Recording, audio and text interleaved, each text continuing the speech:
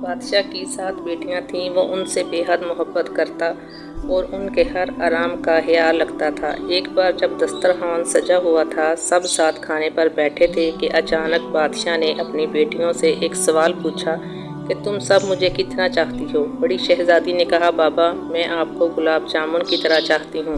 بادشاہ نے خوش ہو کر اس کو 4 گاؤن دے دیے۔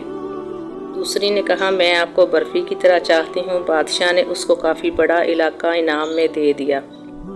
تیسری لڑکی نے کہا، میں آپ کو امرتی کی طرح چاہتی ہوں۔ اسے بھی بادشاہ نے بہت زمین جائیداد دی۔ اسی طرح وہ سب سے پوچھتا گیا اور سب کو مال و دولت ملتی رہی۔ 7ویں لڑکی سے جب بادشاہ نے پوچھا، بیٹی تم مجھے کتنا چاہتی ہو؟ تو اس نے بہت پیار سے کہا، بابا میں آپ کو نمک کے برابر چاہتی ہوں۔ یہ سن کر بادشاہ کو جلال آ گیا، کہنے لگا، تمہاری بہنیں مجھ سے اتنا پیار کرتی ہیں اور تم نمک کے برابر؟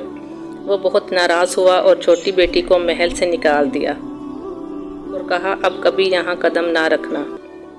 وہ جنگل کی طرف چلی گئی، پتوں اور لکڑیوں سے ایک جھونپڑی بنا کر وہاں رہنے لگی۔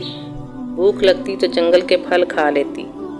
ایک دن جب وہ سو کر اٹھی تو دیکھا کہ رنگ برنگی چڑیوں کے پر ہر طرف بکھرے پڑے ہیں۔ اس نے ان پروں کو جمع کیا اور ایک چھوٹا سا ہاتھ کا پنکھا بنا لیا۔ دوسرے دن اس کو مزید پر مل گئے۔ اس نے بہت سارے پر اکٹھا کر کے کئی پنکھے بنا لیے اور جنگل کے کنارے سڑک کے پاس جا کر بیٹھ گئی۔ اپنا چہرہ چادر سے ڈھانپ لیا، جو وہاں سے گزرتا پنکھا ضرور خریدتا۔ اتنے خوبصورت پنکھے انہوں نے کبھی نہیں دیکھے تھے۔ ایک بار ایک شہزادے کا ادھر سے گزر ہوا، اس نے خوبصورت پنکھے سارے خرید لیے۔ پھر شہزادی سے پوچھا، تم کون ہو؟ اس نے کوئی جواب نہیں دیا۔ اس کے خوبصورت ہاتھ بتا رہے تھے کہ اس نے کبھی ایسا کام نہیں کیا تھا۔ پنکھے بنانے کی وجہ سے اس کی انگلیاں زخمی تھیں۔ شہزادی پنکھے بیچ کر اپنی جھونپڑی کی طرف جانے لگی تو شہزادہ اس کے پیچھے جنگل میں آ گیا۔ وہ بضد تھا کہ شہزادی اپنے بارے میں بتائے کہ وہ تنہا اس جنگل میں کیوں رہتی ہے۔ مجبوراً شہزادی کو سب کچھ بتانا پڑا۔ شہزادے نے واپس جا کر اپنے والدین سے سارا ماجرا سنایا۔ ان لوگوں کو بھی دکھ ہوا۔ انہوں نے اپنے بیٹے کی شادی شہزادی سے کرنے کا ارادہ کر لیا اور پھر بارات لے کر جنگل میں گئے۔ دونوں کی شادی ہو گئی، مگر شہزادی اپنے والد کو بہت یاد کرتی تھی۔ وہ خوش نہیں رہتی تھی۔ ایک دن اس نے شہزادے سے کہا کہ وہ اپنے والدین سے ملنا چاہتی ہے۔ شہزادے نے اس کی خواہش پر زبردست دعوت کا انتظام کیا اور بادشاہ کو دعوت دی۔